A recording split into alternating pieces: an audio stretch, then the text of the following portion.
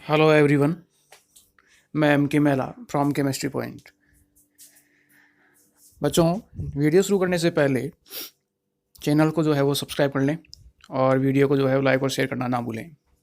Video के अंत में जो आप ये चीज़ भूल जाते हैं। दूसरा, जब भी आप वीडियो को देखें, चाहे वो मेरा हो या अदर एजुकेशन संबंधित कोई सा भी हो, तो आप उस वीडियो में जो भी चीज़ दी हुई है पहले उसे ध्यान से समझें और सुनें। उसके बाद में जो है वो अपने नोट्स राउट डाउन किया करो। तो उससे क्या होता है कि जो उसमें मैटर दिया हुआ है वो इजीली समझ में आता है। मैं भी इसी तरीके से करता था जब पढ़ता था उसी समय। तो ये काम आप किया करो। उससे जो है वो कंसेप्ट क्लियर होता है कि वीडियो में जो है वो क्या बताया जाने वाला है, अपने को किस तरीके से अपने खुद के नोट्स क्रिएट करने हैं, तो बहुत बेटर रहता है। यहाँ जो पीछे अपन ने वीबीटी थ्योरी उसका डिस्कशन कर लिया था कि वीबीटी थ्योरी के जो है वो कैरेक्टर क्या है, उसमें कौन कौन से गुण उपस्थित हैं, बंद बनने की जो है वो प्रायिकता किस कंडीशन में सबसे ज़्यादा होती है, स्टेबिलिटी कब होगी, रिपल्सन होगा तो बंद बनेगा नहीं बनेगा, नहीं होगा तो बंद बनता है कि नहीं बनता है। जितनी भी ओवरऑल कंडीशन थी वो अपन ने पिछले लेक्चर में देख ली थी। अब यहाँ जो है वो इसकी अपन कमियाँ और बॉन्ड फॉर्मेशन देखेंगे।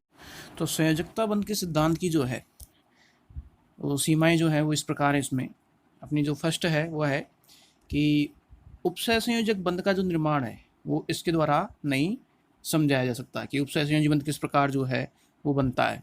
उसकी व्याख्या वीबीटी थ्योरी द्वारा नहीं की जा सकती। सेकंड, ये जो सिद्धांत है O2 और BT अणुओं के अनुचुंबकीय व्यवहार की व्याख्या नहीं करता है। इसमें अनुचुंबकीय व्यवहार की व्याख्या के लिए बेटा इसमें अपन डी ब्लॉक में इसको विस्तृत रूप से पढ़ेंगे कि अनुचुंबकीय व्यवहार के लिए किसी भी कक्षक में जो है वो अयुग्मित इलेक्ट्रॉन का उपस्थित होना आवश्यक है, और अयुग्मित इलेक्ट्रॉन उपस्थित है तो उसी अवस्था में वो अनुचुंबकीय व्यवहार दर्शाता है। लेकिन जब ये मॉलिक्यूल्स बनते हैं, आणविक इनकी संरचना बनती है, तो यहाँ जो है अनुचुंबकीय की व्याख्या जो है इस सिद्धांत से नहीं होती, उसे जो है मोट सिद्धांत द्वारा समझाया जाता है, आणविक कक्षक सिद्धांत के द्वारा। क्योंकि अगर O2 की बात करूँ तो O2 में एक ऑक्सीजन में इलेक्ट्रॉन संख्या कितनी है 8, तो दो ऑक्सीजन में इलेक्ट्रॉन संख्या कितनी हो गई 16, सम संख्या में है। बोरॉन का परमाणु क्रमांक है 5, इलेक्ट्रॉन की संख्या कितनी हो गई 5, तो एक बोरॉन में 5 है तो दो में कितनी हो गई 10 इलेक्ट्रॉन, ये भी सम संख्या में है। तो दिखने में ऐसा लगता है जैसे इलेक्ट्रॉनों का युग्मन हो गया हो, अयुग्मित इलेक्ट्रॉन अनुपस्थित हैं।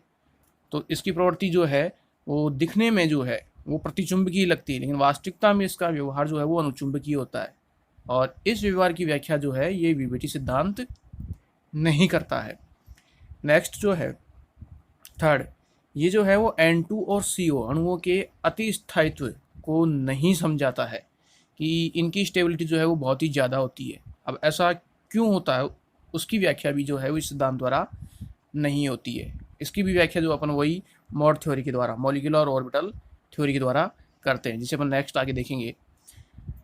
नेक्स्ट वन, अगला जो है कि ये जो है विषम इलेक्ट्रॉन युक्त अणुओं, जैसे आपका है NO या आयनो जैसे H2+, He2+, इनके निर्माण को नहीं समझा सकता कि इनका निर्माण कैसे हुआ, क्योंकि जो है ऐसे अणुओं में अयुग्मित इलेक्ट्रॉन, कुछ अयुग्मित इलेक्ट्रॉनों का युग्मन नहीं हो पाता है, यानी पेयर अवस्था नहीं बनती। इनमें अयुग्मित इलेक्ट्रॉन उपस्थित रहता है कक्षकों में, उसके बावजूद जो है वो इनकी स्टेबिलिटी होती है, इनका स्थायित्व होता है। तो इस गुण की व्याख्या जो है वो इस सिद्धांत द्वारा नहीं की जा सकती। नेक्स्ट वन, ये जो सिद्धांत है ये सिद्धांत अंतराधातुक इंटर मेटेलिक यौगिकों की बंधन प्रकृति को नहीं समझाता है, उसकी व्याख्या इसके द्वारा नहीं की जा सकती। नेक्स्ट वन, इस सिद्धांत द्वारा इलेक्ट्रॉन न्यून अणुओं में बंधन की प्रकृति को नहीं समझाया जा सकता, जिनमें इलेक्ट्रॉन की न्यूनता है, यानी ये यूँ कह सकते हैं कि 4 से भी लेस देन या 8 से कम है, अष्टक पूरा नहीं करता है। तो ऐसे अणुओं की व्याख्या भी जो है इसमें जो बंधन बनने की प्रवृत्ति होती है उनकी भी व्याख्या इस सिद्धांत द्वारा नहीं की जाती है। ये थ्योरी जो है वो किसी सहसंयोजी बंध में आयनिक गुणों की प्रतिशतता को, कि इसमें कितने आयनिक गुण उपस्थित हैं, उनकी व्याख्या भी जो है वो इस सिद्धांत द्वारा नहीं की जा सकती। और सबसे इम्पोर्टेंट बात कि किसी अणु या आयन की जो कि जितने भी रासायनिक और भौतिक गुण हैं, उन रासायनिक समस्त भौतिक और रासायनिक गुणों को जो है आप एक संरचना द्वारा नहीं समझा सकते। उसके लिए अपने को डिफरेंट अलग अलग संरचनाएं चाहिए उसके विभिन्न गुणों की व्याख्या करने के लिए, चाहे वो आपका केमिकल प्रॉपर्टीज़ हो, चाहे वो आपकी भौतिक प्रॉपर्टीज़ हो।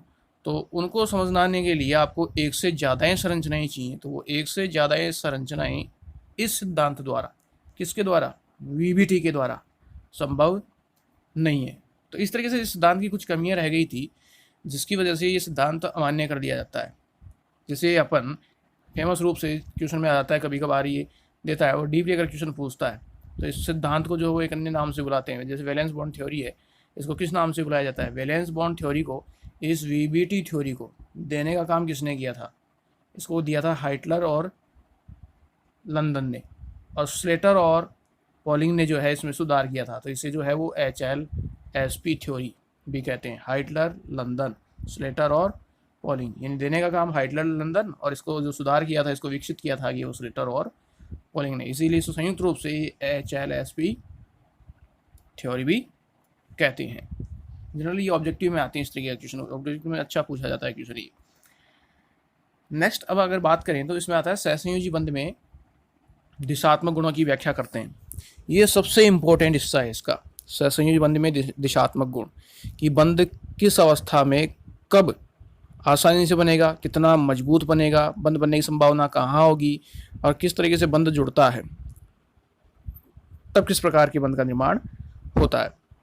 तो इन सबको देखें तो बंध बनने की जो सबसे आवश्यक शर्त है वो क्या है, सबसे आवश्यक शर्त है वो है बेटा अतिव्यापन, ओवरलैपिंग। अगर अतिव्यापन होता है तो बंध का निर्माण होता है, पहली शर्त तो ये है। अब अतिव्यापन होता है और बंध का निर्माण होगा, तो अतिव्यापन अब किस प्रकार से हो, अतिव्यापन किस प्रकार हो रहा है, तो ये चीज़ें भी जो है वो बंध निर्माण के लिए देखी जाती हैं। तो अतिव्यापन, पहली शर्त, अतिव्यापन जितना ज़्यादा हो जाएगा उसकी बंध सामर्थ्य उतनी ही ज़्यादा होगी, और उसमें जो है उतना ही दिशात्मक गुण होगा। अब अतिव्यापन किस तरीके से हो, तो अतिव्यापन को समझने के लिए कुछ मेथड हैं। वो मेथड इस तरीके से है कि आवर्त सारणी में अपन ने जो देखा था, वो देखा था अपने पास 4 वर्गीकरण है आवर्त सारणी में तत्वों के, S, P, D और ए ब्लॉक को। अब यहाँ इसमें देखें तो आवर्त सारणी में पढ़ा हुआ है कि S ब्लॉक जो है, उस S ब्लॉक में कक्षकों की जो आकृति होती है वो होती है आपकी सममित गोलाकार। P ब्लॉक की जो होती है वो होती है डंबलाकार। D ब्लॉक की जो होती है वो होती है द्विडंबलाकार, और इसकी जो है वो जटिल होती है। अब उस जटिल का नाम क्या है, वो अपन कहते हैं ब्लॉक की जटिल होती है, उस जटिल का भी नाम क्या है, तो इस ए ब्लॉक की जो जटिल है उसकी ज्यामिति होती है रोजेट। ए ब्लॉक की जो कक्षकों की जो ज्यामिति है उसको कहा जाता है रोजेट। अगर ऑप्शन में रोजेट नहीं है तो वो जटिल मानी जाती है, जटिल होती है। तो एस तो है सममित गोलाकार, पी है डंबलाकार, डी है द्विडंबलाकार, और एफ जो है वो जटिल या फिर रोजेट। अब ये इनकी ज्यामितियाँ हैं। अब ज्यामितियाँ ये है, तो इसको अगर ये चीज़ देखी जाए तो वो ये कि जो एस है, एस की गोलाकार है। अब आपके पास 2 परमाणु हैं, परमाणु ए और परमाणु बी। अब ये कहा जाता है कि जैसे मैंने ले लिया हाइड्रोजन और हाइड्रोजन, ये कहा जाता है कि इन दोनों से मुझे जो है वो मॉलिक्यूल बनाना है, और मॉलिक्यूल क्या बनाना मुझे, H2। हाइड्रोजन प्लस हाइड्रोजन क्रिया करके क्या बनाएगा, H2। तो ये हाइड्रोजन एस ब्लॉक का है तो गोलाकार, तो ये भी गोलाकार। इन दोनों में बंध अतिव्यापन होगा। तो जब स्ट्रक्चर गोलाकार है और इनको मुझे जोड़ना है, तो जब जोड़ा जाएगा तो मैं इसे किसी भी क्षेत्र में, पर्टिकुलर किसी भी क्षेत्र में आसानी से जोड़ सकता हूँ। ये कक्षक कैसे भी जुड़ सकते हैं, ये ऊपर ऐसे भी जुड़ सकता है, ये आमने सामने इस तरीके से भी ओवरलैप हो सकते हैं। तो बंध बनने की प्रक्रिया जो है वो दिशाहीन होती है, ये किसी भी दिशा में जो है वो आसानी से बंध बना सकता है, अतिव्यापन कर सकता है। लेकिन इस स्थिति में जो है, जब स्थिति गोलाकार है, तो इस स्थिति में जब बंध बनने की संभावना किधर से भी हो, कहीं से भी हो, तो ऐसा जो बंध होता है उसका स्थायित्व या उसमें दिशात्मक गुण जो है वो अपेक्षाकृत कम होता है। गोलाकार होने के कारण। सेकंड बात करूं, वो आता है पी के लिए। पी की बात हो तो पी कक्षक जो होता है वो कैसा होता है? डंबलाकार। क्लियर है? अब पी कक्षक डंबलाकार है तो इसका ये जो हिस्सा है, अपने एटॉमिक स्ट्रक्चर में पढ़ा है, इस हिस्से में इलेक्ट्रॉन के पाए जाने की जो प्रायिकता होगी वो बहुत ही कम होगी, नगण्य है ही नहीं, शून्य माना जाता है। और जैसे अपन नोडीय पृष्ठ या नोडीय तल कहते हैं, अब जैसे जैसे आप इस नोडीय पृष्ठ या तल से इधर की ओर बढ़ते हो या इधर इसकी सतह की ओर गमन करते हो, दूर जाते हो, तो इलेक्ट्रॉन घनत्व के मान में क्या होती है? वृद्धि होती है। और जितना ज़्यादा इलेक्ट्रॉन घनत्व बढ़ता जाएगा, बंध निर्माण की प्रक्रिया उतनी ही बढ़ती जाएगी। तो ये एक पर्टिकुलर दिशा है पी ब्लॉक की, जो उसकी एक्सिस के अनुसार है। पी ब्लॉक में मेरे पास कितना है? पी एक्स, पी वाई और पी जेड, ये 3 एक्सिस हैं। ठीक है, ये एक्स एक्स में, वाई एक्स में और जेड एक्स में। तो पर्टिकुलर एक दिशा हो गई, जिसे यूँ कह सकते हैं अपन 3D स्ट्रक्चर। तो एक पर्टिकुलर विशेष दिशा है, तो अगर पर्टिकुलर विशेष दिशा है तो जब भी ऐसे कक्षकों में बंध का अतिव्यापन होगा तो उससे बनने वाला जो बंध होगा बहुत ही मजबूत प्रकृति का होगा। यानी यूँ कह सकता हूँ कि अतिव्यापन की मात्रा जो है वो कक्षक के दिशात्मक गुण पे निर्भर करेगी। अतिव्यापन की मात्रा किसके समानुपाती होगी? कक्षक का क्या होना चाहिए? दिशात्मक गुण। जितनी ज़्यादा दिशात्मक गुण उत्पन्न होगा, अतिव्यापन की मात्रा उतनी ही ज़्यादा हो जाएगी।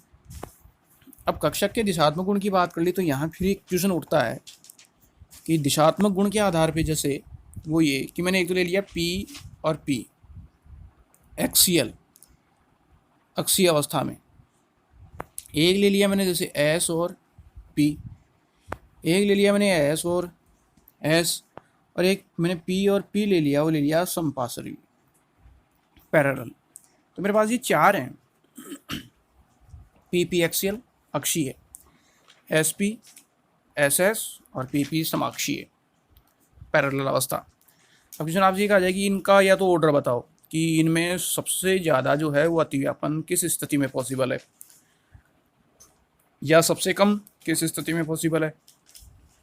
दूसरा, यहीं से क्वेश्चन पुटअप होते हैं कि ये जो अतिव्यापन होते हैं 4 टाइप की, इन 4 टाइप के अतिव्यापन में जो है वो कौन कौन से टाइप के द्वारा या कौन कौन से अतिव्यापन के द्वारा किस प्रकार की बंध का निर्माण होता है। बंध अपने पास 2 टाइप के होते हैं, या तो एक तो होता है सिग्मा और एक होता है पाई। जहाँ मैं बात करता हूँ इस अतिव्यापन जो बंध निर्माण होगा, फॉर्मेशन होगा, तो इन 4 में से कौन तो सिग्मा बनाएगा, और कौन पाई बंध बनाता है। तो यहाँ ऑर्डर की बात करूँ इन चारों में, तो इसकी बात करें तो ये देखो, PP अक्षीय और PP समाक्षीय। पहले इन 2 को क्लियर करते हैं क्योंकि दोनों में सेम है। तो PP अक्षीय और PP समाक्षीय को सोल्व करने का सबसे बढ़िया तरीका, वो एग्जाम्पल कि मेरे पास 2 व्यक्ति हैं। ठीक है, 2 व्यक्ति हैं।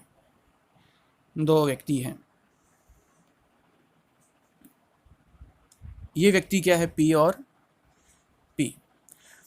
मुझे इनको इसमें अतिव्यापन करवाना है, यानी मुझे इनको जोड़ना है। तो जब इनको मैं अतिव्यापित कराऊंगा, जोड़ूंगा या बंध निर्माण करूंगा, तो बंध निर्माण के लिए पहली आवश्यक शर्त क्या है सहसंयोजी बंध में, कि एनर्जी जो है वो जितनी ज़्यादा बाहर निकलेगी, कोई भी एटम जितनी ज़्यादा एनर्जी बाहर निकालेगा उसके द्वारा बनने वाला बंध उतना ही ज़्यादा स्थायी होगा। तो इन दोनों में बंध बनाने के लिए मुझे क्या करना होगा? एनर्जी बाहर निकालनी। इस पी कक्षक से भी एनर्जी बाहर निकालनी, इससे भी। जब बंध बनेगा तो जाहिर सी बात है निकलेगी। अब एनर्जी कैसे बाहर निकले, उसके लिए 2 तरीके हैं। 2 तरीके किस तरीके से कि इस व्यक्ति को और इस व्यक्ति को आमने सामने जो है वो टक्कर करवाई जाती है। अब टक्कर का मेथड है कि टक्कर किस प्रकार से हो, तो टक्कर जो है वो इनमें 3 प्रकार से पॉसिबल है। ज़्यादा भी तरीके हैं, लेकिन 3 प्रकार से हैं। तो जब ये एक दूसरे के आमने सामने दौड़ेंगे बंद बनाने के लिए, मुझे बंद बनाना है तो आमने सामने दौड़ेंगे, तभी टक्कर होगी, तभी ऊर्जा बाहर निकलेगी, तभी एनर्जी बाहर निकलेगी, और एनर्जी बाहर निकलेगी तो बंद बनेगा। तो पहली में क्या होता है, इसमें मैंने 3 प्रयोग किए। तो पहले में क्या किया कि ये पहला व्यक्ति जो है, ये पहला व्यक्ति ये दूसरे व्यक्ति की तरफ दौड़ा, या दूसरा व्यक्ति पहले व्यक्ति की तरफ दौड़ा, तो इनके जो है वो कंधे से कंधे एक दूसरे को स्पर्श करते हैं, यानी कंधे से कंधे में टक्कर होती है। तो उस समय एनर्जी कितनी बाहर निकली वो मैंने नोट की। फिर दूसरी बार जो मैंने प्रैक्टिकल किया तो उसमें जो है ये पहला जो व्यक्ति है और जो दूसरा व्यक्ति है, इनका शरीर का आधा पोर्शन जो है, यानी सम्मित अवस्था में आधा पोर्शन वो टकराता है। उस समय इनकी एनर्जी बाहर निकलती है, वो मैंने कैलकुलेट की। और तीसरी टक्कर जब इस व्यक्ति की हेड टू हेड, सर से सर, इसके सिर से इसका सर या इसके नाक से इसके नाक की टक्कर होती है, तो उस अवस्था में जब एनर्जी बाहर निकलती है। तो इस तरीके से 3 हो गई कि कंधे से कंधा टकराया, शरीर के आधे हिस्से से आधा हिस्सा टकराया, और तीसरे में जो है इनके सर से सिर टकराया, हेड से हेड टक्कर होती है या नाक से नाक की टक्कर होती है। तो इन 3 टक्कर में सबसे ज़्यादा एनर्जी बाहर कहाँ निकलती है? सबसे बढ़िया जो है वो टक्कर कौन सी है? वो सबसे बढ़िया टक्कर है जब सर से सर भिड़ता है कि नहीं? उस समय एनर्जी सबसे ज़्यादा बाहर निकलती है, क्योंकि वो बिल्कुल आमने सामने फेस टू फेस टक्कर है। और जब फेस टू फेस टक्कर होगी इन दोनों के बीच में, तो ऊर्जा बहुत ज़्यादा बढ़िया निकलेगी। और जितनी ज़्यादा ऊर्जा बाहर निकलेगी बेटा, तो उनका स्थायित्व जो है उतना ही ज़्यादा होगा। कहाँ? अपने बंद बनने की प्रक्रिया में, ठीक है? उस प्रक्रिया में नहीं लेना है जो एक्चुअली अपन फिजिकली बात कर रहे हैं, वो नहीं, ये अवस्था में। तो जितना टक्कर संभावना बढ़िया होगी और फेस टू फेस जितनी बढ़िया टक्कर होगी, यानी एक पर्टिकुलर दिशा में, तो एनर्जी बहुत ज़्यादा बाहर निकलेगी। और बहुत ज़्यादा एनर्जी बाहर निकलेगी तो बंद का स्थायित्व उतना ही ज़्यादा होगा। तो इस तरीके से जो है वो पी कक्षकों में स्थिति जो है वो गई कैसी कि एक परमाणु का पी कक्षक और दूसरे परमाणु का पी कक्षक, ठीक है? ये पी कक्षक ले लिया मैंने, दूसरे परमाणु का पी कक्षक। अब ऐसी अवस्था है, अब आपसे कहा जाता है कि इस परमाणु 1 और इस परमाणु 2 के बीच में अतिव्यापन होगा? किसी भी स्थिति में संभव नहीं है, क्योंकि ये जो है दूसरा परमाणु ये एक्सिस अवस्था में और ये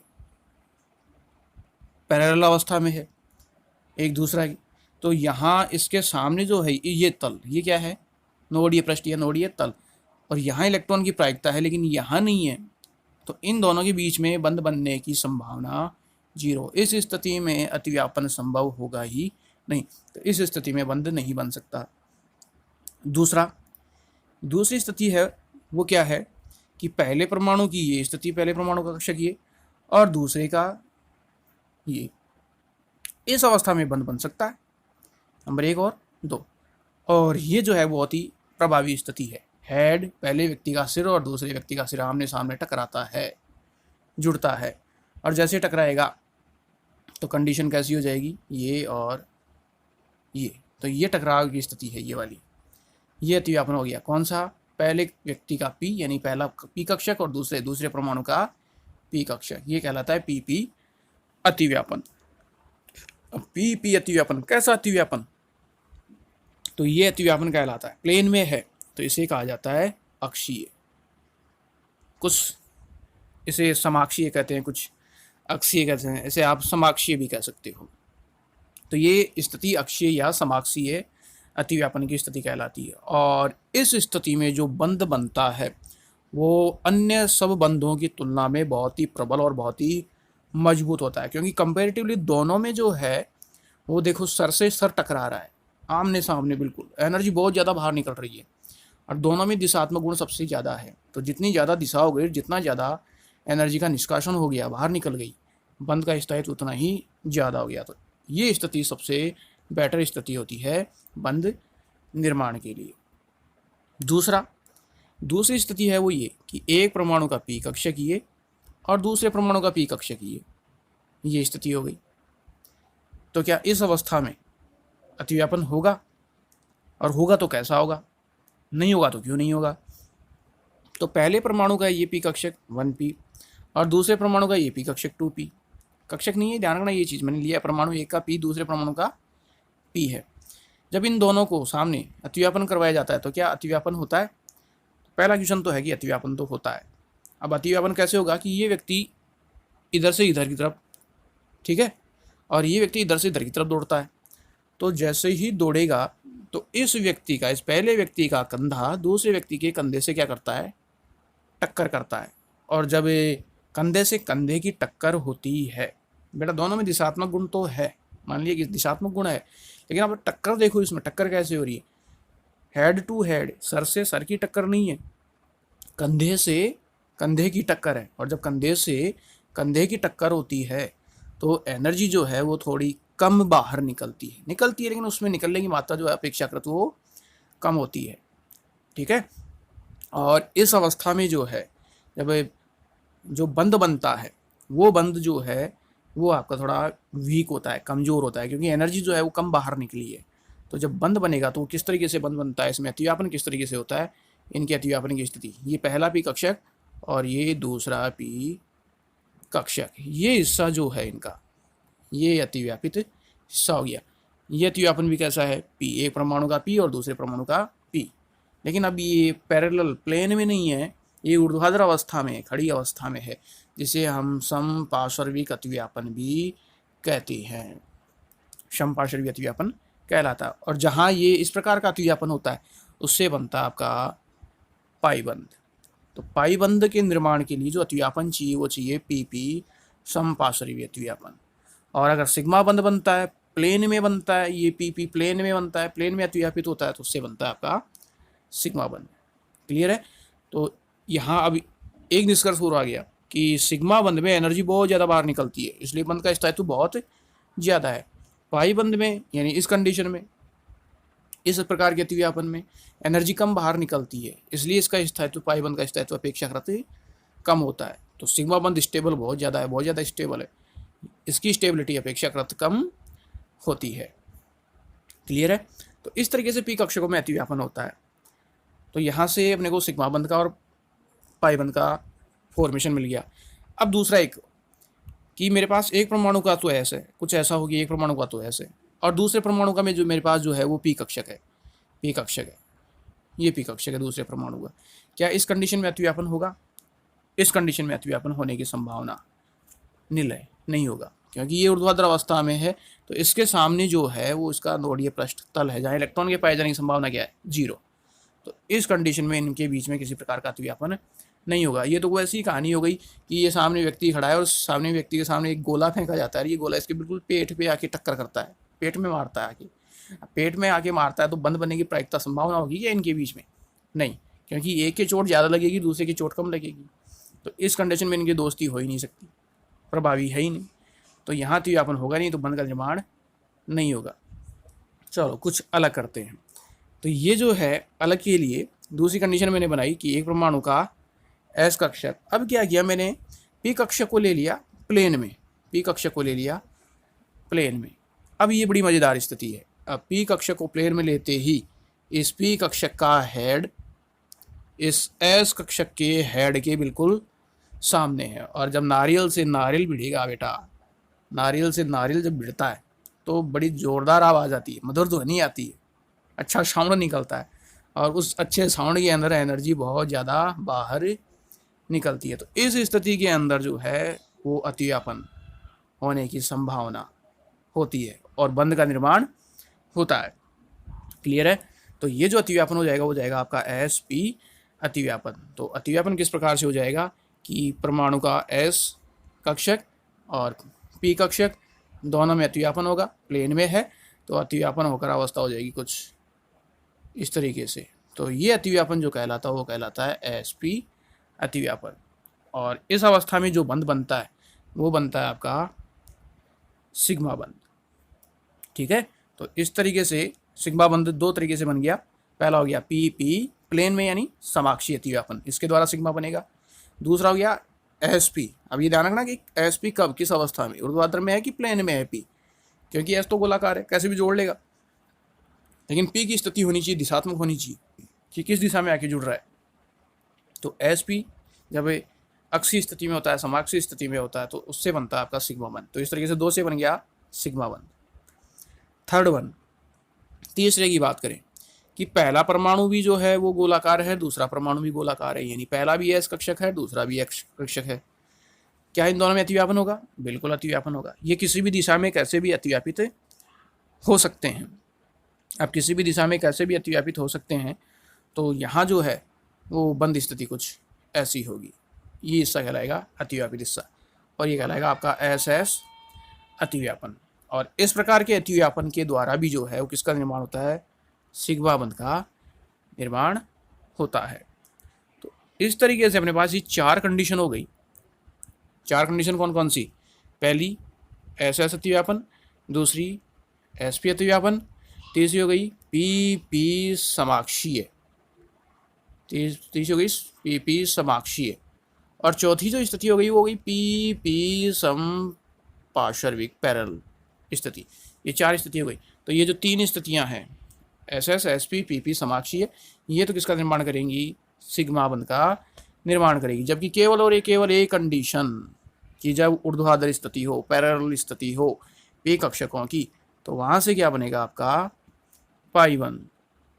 तो यहाँ से फिर एक बात और निकल के आती है कि पहले सिग्मा बनता है कि पाई बनता है। तो ये बड़ा ये ध्यान रखना हमेशा कि पहले सिग्मा बनेगा, पहले एकल बनेगा, एक बनेगा। जब सिग्मा बनता है उसके बाद ही आप पाई बंध बना सकते हो। तो इसका अर्थ है कि ये पाई बंध किस पे डिपेंड करता है, किस पे निर्भर है? वो निर्भर है किसके ऊपर? सिग्मा पे। अगर सिग्मा के पास कुछ है और वो चाहता है कि मैं अपने इलेक्ट्रॉन डोनेट करके या स्थानांतरित करके पाई बंध बना सकता हूँ, तो वो स्थिति पॉसिबल है। लेकिन ये कहे कि पहले सिग्मा बन जाए, बाद में कहेगी नहीं बाद में पाई बनना, पहले पाई बन जाए और बाद में ये कहा जाएगी नहीं सिग्मा तू अब बनना, तो ऐसा पॉसिबल है? ऐसा पॉसिबल नहीं है। तो ऑलवेज, हमेशा, कहीं कोई अपवाद नहीं है ऐसा। तो पहले हमेशा बनता है वो बनता है सिग्मा, और उसके बाद में बनेगा पाई।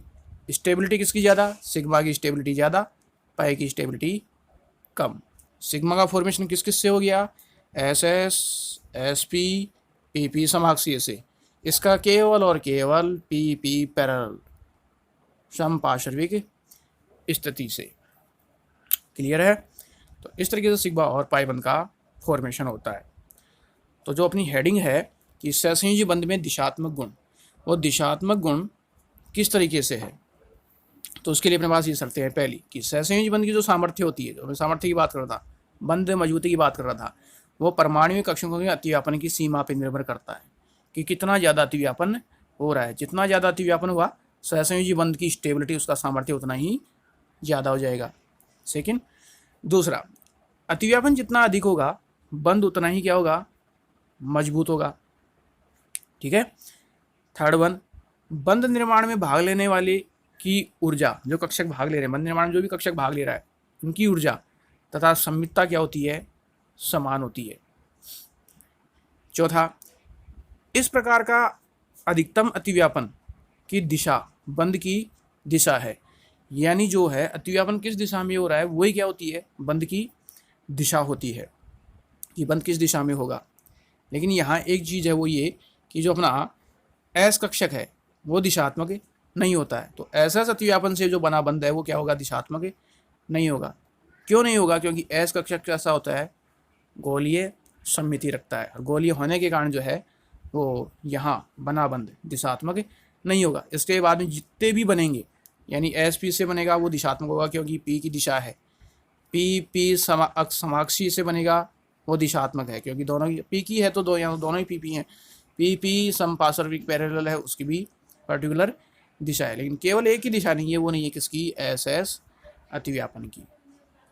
क्लियर? इसलिए इससे जो बंध बना वो भी दिशात्मक नहीं होता है, बाकी सबका दिशात्मक होता है। अगला, एस पी और पी पी अतिव्यापन से बने बंध क्या होते हैं? दिशात्मक होते हैं। अब अतिव्यापन जो है, अतिव्यापन के फलस्वरूप जो सहसंयोजी बंध बनता है वो 2 टाइप का हो गया, सिग्मा और पाई। तो ये 2 प्रकार के बंधों का निर्माण होता है अतिव्यापन के फलस्वरूप। अब यहाँ से अपने पास थ्योरेटिकल क्वेश्चन आ जाते हैं, और ऑब्जेक्टिव क्वेश्चन भी अच्छे बहुत बढ़िया बनते हैं उसमें। एक ऑब्जेक्टिव क्वेश्चन तो अपने ऊपर अभी नेक्स्ट जो डिस्कस किया था वो ये कि एस कक्षक क्या नहीं होता है? दिशात्मक। इसलिए एस एस अतिव्यापन से बना बंध वो भी क्या नहीं होता है, दिशात्मक। ये सबसे इंपॉर्टेंट है क्वेश्चन में। इसमें यहाँ पे लैंग्वेज कैसे भी घुमा के पूछी जा सकती है कि ऐसा ऐसा द्विव्यापन से बना बंद दिशात्मक नहीं होता। इसका रीजन क्या है? उसका रीजन ये है कि एस कक्षा कैसा होता है, गोलीय सममिति रखता है। अब जब ये गोलीय सममिति रखेगा तो बंद की दिशा संभव नहीं है, क्योंकि गोलीय स्थिति कहीं से भी जुड़ सकती है। दो सर हैं, दो सर गोल गोल घूम रहे हैं, कहीं से भी जो है वो टक्कर कर सकते हैं, किसी भी डायमेंशनल में टक्कर कर सकते हैं। 3D टक्कर हो सकती है, 2 डायमेंशनल हो सकता है, 2D हो सकती है। तो यहाँ जो है वो दिशात्मक कौन है? SP और PP अतिव्यापन। बस इन्हीं से बंद बनने जो होते हैं वो दिशात्मक होते हैं। तो इस आधार पे जो है वो सहसंयोजी जीवन दो प्रकार हुआ, सिग्मा और पाई। अब क्वेश्चन यहाँ आता है कि जो अपने क्वेश्चन आते हैं ऑब्जेक्टिव में, उसमें आता है कि निम्न में से सत्य कथन छांटिए, ट्रू और फॉल्स के आते हैं, या निम्न में से सत्य कथन छांटिए। तो दोनों के लिए पूछा जा सकता है, किसी एक के बारे में या दो की तुलना करके पूछा जा सकता है। तो इन दोनों में डिफरेंसेस क्या क्या हैं? तो डिफरेंस जो है अपने जो भी ऊपर थ्योरेटिकल देखा है, सारा समझा है, उसी में डिफरेंस है।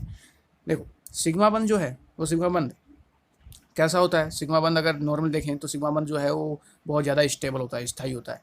पाई की स्टेबिलिटी कम होती है, पहला हो गया। दूसरा, सिग्मा बंद जो है वो आपने किसके द्वारा बनाया था? सिग्मा बंद जो है मैंने SS, SP और PP समाक्षीय अतिव्यापन द्वारा बनाया था। तो पाई बंद जो है, पाई बंद का फॉर्मेशन हुआ था PP पैरेलल समपार्श्विक अतिव्यापन के द्वारा। ये इनका दूसरा। सिग्मा बंद स्टेबल, पाई बंद अनस्टेबल, यानी अपेक्षाकृत कम स्टेबल होता है। सिग्मा बंद ये बनता है इन तीन से, SS, SP और PP समाक्षीय से, जबकि पाई बनता है PP समपार्श्विक स्थिति से। दूसरा। तीसरा, जो सिग्मा बंद है, इस सिग्मा बंद की क्रियाशीलता अपेक्षाकृत अधिक होती है या कम होती है, या पाई की जो है वो अधिक होती है या कम होती है। उस स्थिति का निर्धारण किया जाए तो यहाँ किसकी जो है वो क्रियाशीलता ज़्यादा होगी। तो ये पॉइंट जो हैं वो ये रहे। यहाँ डीपली जो है इसमें इंडिकेट कर दिया है कि कक्षकों की जो है वो अक्षीय अतिव्यापन के फलस्वरूप सिग्मा बंद का निर्माण होता है। ये जो है इसके समपार्श्विक अतिव्यापन से होता है। तो स्ट्रक्चर अपन ये देख सकते हैं यहाँ कि कौन कौन सी स्थितियाँ हैं। ये आपकी जो स्थिति हो गई वो हो गई ये SS, SP, PP समाक्षीय, और ये कैसी हो गई? समपार्श्विक स्थिति। दूसरा, ये बंद प्रबल होता है और ये बंद दुर्बल होता है, यानी इसकी स्टेबिलिटी जो है वो ज़्यादा है, इसकी स्टेबिलिटी जो है वो कम है। नेक्स्ट अगला, सिग्मा बंद जो है और पाई बंद है, इन दोनों में से क्रियाशीलता, एक्टिविटी किसकी ज़्यादा होगी? एक्टिविटी जो अनस्टेबल है, जो एक जगह टिकता नहीं है। अब एक जगह टिकेगा नहीं, कौन नहीं टिकता है? जिसकी एनर्जी क्या हो? ज़्यादा। जिसमें एनर्जी ज़्यादा होती है वो उतना ही एक्टिव होता है, उतना ही क्रियाशील होता है।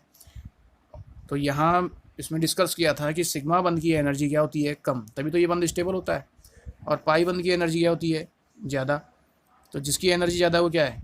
एक्टिव है, एक जगह नहीं टिकेगा, घूमेगा फिरेगा चारों तरफ। तो इस अवस्था में पाई बंद की एक्टिविटी ज़्यादा है, इसका मतलब उसकी क्रियाशीलता भी क्या है? ज़्यादा। और सिग्मा बंद की क्रियाशीलता क्या होगी? अपेक्षाकृत कम, क्योंकि एनर्जी क्या है उसकी? कम। यहाँ क्या हुआ था? यहाँ सिग्मा बंद में हेड टू हेड, सिर की सिर से टक्कर थी, लेकिन यहाँ पाई बंद में क्या था? कंधे से कंधे की टक्कर, जो डायग्राम में दिख रहा है ये। ठीक है, तो सिग्मा बंद की क्रियाशीलता कम और पाई बंद की क्रियाशीलता ज़्यादा।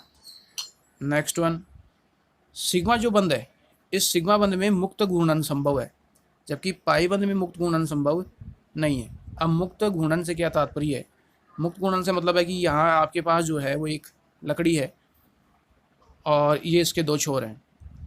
इस लकड़ी को आप किसी भी डायरेक्शन में गोल राउंड में इस तरीके से, या फिर इस रोटेशन में क्लॉकवाइज या एंटी क्लॉकवाइज, क्लॉकवाइज ले सकते हो या फिर आप एंटी क्लॉकवाइज ले सकते हो। तो आसानी से रोटेट कर सकते हो, घुमा सकते हो। ठीक है, आपने पेंसिल लिए, मान लीजिए ये पेंसिल है, आपने यहाँ से पकड़ा पेंसिल को और यहाँ से पकड़ा, उसे आप रोटेट कर सकते हो, इजीली रोटेट कर सकते हो। लेकिन अगर आपसे ये कहा जाता है कि अब मैंने दो पेंसिल ले लिया, दो लकड़ी ले ली, पहली ये और दूसरी ये दो हैं। ठीक है, कि पहली पेंसिल ये है और दूसरी पेंसिल ये है, इस तरीके से ये पेंसिल है। इन दोनों पेंसिल को मैंने जो है वो अटैच कर दिया, जोड़ दिया। अब ये कहा जाता है कि इस पेंसिल को, इस पहली पेंसिल, ऊपर वाली पेंसिल को तो आपको घुमाना है क्लॉकवाइज में, जैसे घड़ी घूमती है उसकी दिशा में, और इस पेंसिल को आपको घुमाना है इसके एंटी क्लॉकवाइज में, बिल्कुल इसके सामने एंटी क्लॉकवाइज स्थिति में, घड़ी के सुई के विपरीत दिशा में। तो क्या ये स्थिति पॉसिबल है कि ऊपर वाली क्लॉकवाइज में और दूसरी एंटी क्लॉकवाइज में कभी भी संभव नहीं है। आप 2 लकड़ियों को ले और उसको बांधो और घुमाने की कोशिश करो, तो ये जो ऊपर वाली लकड़ी है ये इसके घूमने का अवरोध करेगी, इसको नहीं आने देगी। और अगर ये घूमती है तो ऊपर वाली जो लकड़ी है या जो पेंसिल है वो इस नीचे वाली को घूमने का अवरोध करेगी। तो इस अवस्था में जो है, और ये स्थिति पाई बंद कहलाती है, तो इस अवस्था में जो है वो मुक्त गुणन संभव नहीं है, यानी आप इसे आसानी से घुमा नहीं सकती। तो जो सिग्मा बंद है उसमें मुक्त गुणन संभव होता है, जबकि इसमें मुक्त गुणन संभव नहीं होता है। इसके अंदर सिग्मा बंद जो है वो किसी भी अणु की जो आकृति है उसके निर्धारण में महत्वपूर्ण भूमिका निभाता है। ये अणु की आकृति जो है उसके निर्धारण में महत्वपूर्ण भूमिका निभाएगा, उसको चेंज करेगा। अगर इसकी संख्या चेंज हो गई, ज़्यादा या कम हो गई, तो वैसी उसकी आकृति होगी। लेकिन पाई जो बंद है ये अणु की आकृति को प्रभावित नहीं करता है। तो आकृति जो है वो निर्धारित की जाती है किसके द्वारा? केवल और केवल सिग्मा बंद द्वारा। पाई बंद द्वारा उसकी आकृति निर्धारित नहीं की जाती है। ठीक है। उसके नेक्स्ट वन, सिग्मा बंद जो होता है ये बंद स्वतंत्र होता है। अब स्वतंत्र से क्या अर्थ है कि ये जो है वो अकेला बन सकता है। सिग्मा बंद को बनने के लिए पाई बंद की आवश्यकता नहीं है कि पहले पाई बंद बने उसके बाद में सिग्मा बंद बने, ऐसा संभव नहीं है। तो सिग्मा बंद अकेला बन सकता है लेकिन पाई बंद अकेला नहीं बन सकता। पाई बंद के बनने के लिए पहले किसको निर्मित होना जरूरी है? सिग्मा बंद का। सिग्मा बंद बनेगा तभी उसी कंडीशन में पाई बंद का निर्माण होगा। तो यूँ कहा जा सकता है कि जो सिग्मा बंद है वो स्वतंत्र रूप से उपस्थित होता है, लेकिन ये बंद जो है वो सिग्मा बंद के साथ बनेगा, यानी स्वतंत्र नहीं है। इस बंद के बनने के लिए पहले किसका निर्माण होना आवश्यक है? सिग्मा बंद का निर्माण होना आवश्यक है। तो ये हमेशा सिग्मा बंद के साथ पाया जाएगा। और आखिरी स्थिति और आखिरी बात यह है कि जब सिग्मा बंद बनता है तो सिग्मा बंद में दोनों का जो नाभिक है, इन नाभिकों के बीच में इलेक्ट्रॉन का घनत्व, इलेक्ट्रॉन की डेंसिटी बिल्कुल बराबर है, इक्वल होगी, समानता होगी। लेकिन पाई बंद में इलेक्ट्रॉनों का जो घनत्व है वो असममित होता है। ये पाई बंद ऐसे ही तो बना था इस तरीके से। ये स्थिति आप बता सकते हो कि कहाँ पे इलेक्ट्रॉन ज़्यादा है, कहाँ बंद है, या सब जगह इक्वल है? सममित का अर्थ होता है समान, बराबर। क्या इनमें इलेक्ट्रॉन इस स्थिति में, पाई बंद में इस स्थिति में इलेक्ट्रॉनों का घनत्व समान होगा? नहीं। शीर्ष में, यहाँ टॉप पर, बॉटम में इलेक्ट्रॉन घनत्व ज़्यादा है, लेकिन यहाँ इलेक्ट्रॉन घनत्व बिल्कुल 0। तो यहाँ असममितता है, इलेक्ट्रॉन घनत्व सम्मित नहीं होता है, लेकिन यहाँ पे इलेक्ट्रॉन घनत्व जो है वो सम्मित होता है। तो इस आधार पे जो है वो सिग्मा और पाई बॉन्ड, सिग्मा में और पाई बॉन्ड में जो है वो अंतर किया जाता है। तो ये क्वेश्चन जो आते हैं वो सत्य और असत्य में है। ठीक है। तो यहाँ से जो है पीछे का जो आपको है वो रिवाइज करना है, उसको देखना है, और उसके आधार पे जो है वो आपको क्वेश्चन सोल्व करना है। ऑब्जेक्टिव में ये क्वेश्चन ज़्यादा इस तरीके से पूछे जाते हैं। इसका नेक्स्ट जो है वो आगे के लेक्चर में।